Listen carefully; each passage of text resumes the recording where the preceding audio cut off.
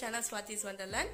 So இன்னைக்கு நம்ம channel என்ன பார்க்க போறோம்னா சத்து மாவு கஞ்சி ரெசிபி தான் வந்து பார்க்க போறோம். ஸோ என்னோட பேபிக்கு வந்து ஃப்ரம் 9 monthsலேருந்தே வந்து சத்து மாவு கஞ்சி வந்து கொடுத்துட்டு இருக்கேன். ஸோ இது வந்து நிறைய பேர் வந்து 10 பொருள் ஆட் பண்ணி பண்ணுவாங்க, 15, 20, 22, 25 அந்த மாதிரி இவ்வளோ பொருள் போட்டு பண்ணுவாங்க. ஸோ நாம் இந்த ரெசிபியில் வந்து டோட்டலாக 22 பொருள் சேர்த்து நம்ம ரெடி பண்ண போகிறோம். ஸோ இது வந்து அவங்களுக்கு ரொம்பவே பிடிக்கும். ஸோ உங்கள் பேபிஸும் வந்து பார்த்திங்கன்னா 9 monthsலேருந்தே நீங்கள் கொடுக்க ஆரம்பிக்கலாம். ஸோ ரொம்பவே சத்து இருக்குது. ஸோ 9th month வந்து ஸ்டார்ட் பண்ணும்போது ஜஸ்ட் ஒரு ஸ்பூனோட ஸ்டார்ட் பண்ணுங்கள். அதுக்கப்புறம் அவங்க எப்படி சாப்பிட்றாங்க இதெல்லாமே பார்த்துட்டு அவங்களுக்கு செட் ஆகுது அப்படின்னா நீங்கள் ஸ்லோவாக இன்க்ரீஸ் பண்ணிக்கலாம். ஸோ இப்போ நான் உங்களுக்கு காட்டுற மெஷர்மெண்ட் வந்து பார்த்தீங்கன்னா ஸோ டோட்டலாக உங்களுக்கு 4.5 kgs வரும். ஸோ அந்த 4.5 kgs வந்து பார்த்தீங்கன்னா நான் 1 year above பார்த்தீங்கன்னா 3 spoons கொடுத்துட்ருக்கேன் டெய்லி, டேபிள் ஸ்பூன்ஸ். அப்படி பார்த்தீங்கன்னா உங்களுக்கு 3 months வந்து உங்களுக்கு வரும். ஸோ இதை வந்து நீங்கள் யூஸ் பண்ணுற அளவு மட்டும் ஒரு டப்பா வெளியே வச்சுட்டு பேலன்ஸ் எல்லாமே நீங்கள் ஃப்ரிட்ஜில் ஸ்டோர் பண்ணிடலாம். ஸோ இந்த சத்து மாவு ஹெல்த் மிக்ஸில் நம்ம டோட்டலாக 22 பொருள் ஆட் பண்ணியிருக்கோம். ஸோ அந்த 22 பொருள் என்ன அப்படிங்கிறத நான் வீடியோலேயே அப்படியே டிஸ்பிளே பண்ணியிருக்கேன், நீங்கள் ஸ்க்ரீன்ஷாட் எடுத்துக்கோங்க. இதில் பார்த்தீங்கன்னா உங்களுக்கு எல்லா பருப்பு வகைகளும் வந்துடும், அப்புறம் மில்லட்ஸும் இருக்குது, அப்புறம் ராகி, ரைஸு, அப்புறம் சுண்டல் வகைகள் எல்லாமே இருக்குது. அதனால் ரொம்ப ரொம்ப ஹெல்த்தியான ஒரு ஹெல்த் மிக்ஸ். அண்டு ஃபஸ்ட் வந்து பார்த்திங்கன்னா உளுந்து. இது வந்து நீங்கள் கருப்பு உளுந்தும் ஆட் பண்ணிக்கலாம், வெள்ளை உளுந்தும் ஆட் பண்ணிக்கலாம். உளுந்து வந்து பெண் குழந்தைகளுக்கு ரொம்ப ரொம்ப ரொம்ப சத்து, கண்டிப்பாக இதை இன்க்ளூட் பண்ணிக்கலாம். அப்பப்போ உளுத்தங்கஞ்சி கூட நீங்கள் கொடுக்கலாம். அதுக்கப்புறம் சுண்டல் வந்து பிளாக் சன்னா எடுத்துக்கோங்க, உங்களுக்கு இன்னும் சத்து இருக்குது. அண்டு மில்லட்ஸில் வந்து பார்த்திங்கன்னா எல்லா மில்லட்ஸுமே நம்ம ஆட் பண்ணுறோம். ராகி மட்டும் அதிகமான அளவில் எடுத்துக்கணும். ஸோ 1 kg எடுத்துக்கோங்க. அண்ட் மற்றது எல்லாமே 1/4 கிலோ.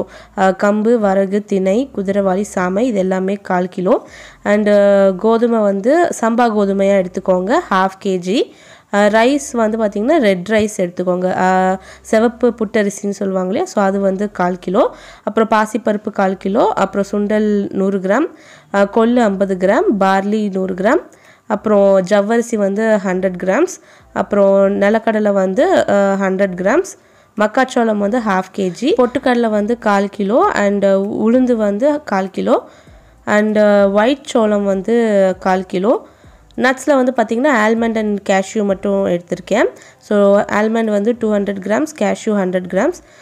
ஏலக்காய் வந்து ஜஸ்ட் ஒரு 10 grams வாசனைக்காக. அண்டு ட்ரை ஜிஞ்சர் சுக்கு வந்து ஒரு ஃபார்மாலிட்டிக்காக ஒரு 5 gram மட்டும் எடுத்துக்கிறேன்.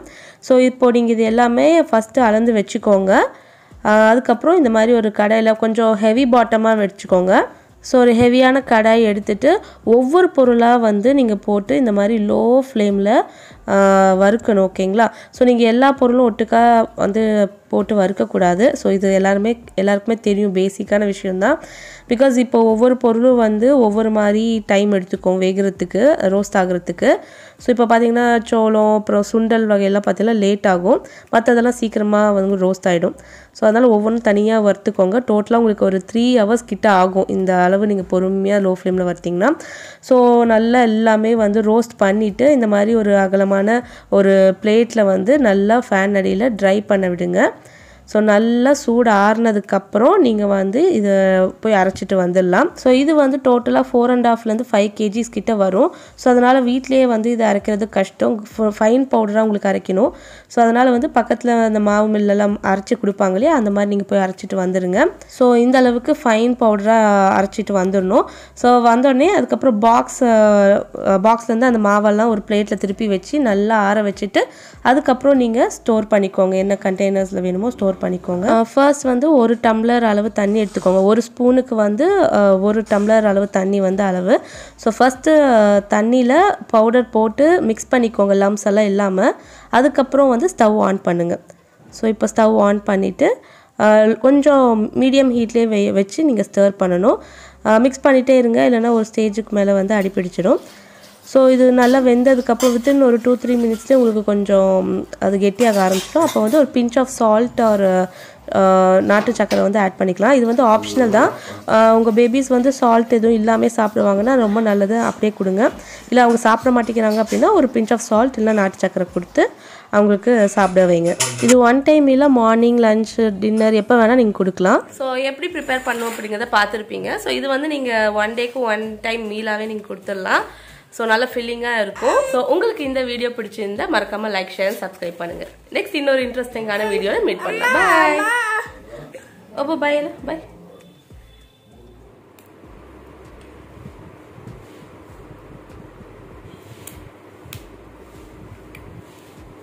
கஞ்சி எங்குது சின்னங்குதியா அங்குதியா?